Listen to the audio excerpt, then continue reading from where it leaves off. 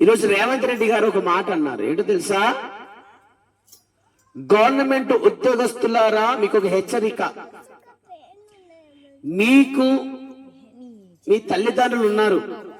ఒకవేళ మీ తల్లిదండ్రులు గినక మీరు చూసుకోకపోతే, మీ తల్లిదండ్రులను మీరు పట్టించుకోకపోతే, మీ తల్లిదండ్రులకు మీరు అన్నం పెట్టకపోతే, మీ జీతాల నుంచి 10% కట్ చేస్తానన్నాడు రేవంత్ రెడ్డి గారు. సీఎం గారు ఉద్యోగస్తులకు ఆర్డర్ ఇచ్చిండు, హెచ్చరిక జారీ చేసిండు.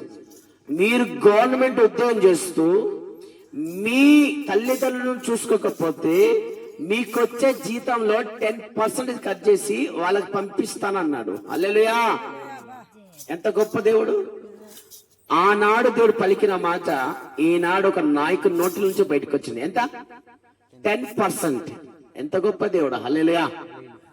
అంటే మనుషుడు 90% ఏంటో గుండె పెట్టి చచ్చిపోతాడు. 10%కే పగులుతాడు గుండెలు.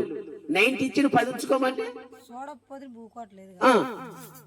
చూడు ఎంత గొప్ప దేవుడు అంటే. రేవంత్ రెడ్డి గారు కూడా అన్నారు, మీకు 90% కట్ చేస్తాను చెప్పట్లే, 90 మీరు తీసుకపోండి, 10% కట్ చేసి మీ తల్లిదండ్రులకు పంపిస్తాను. హల్లెలూయా!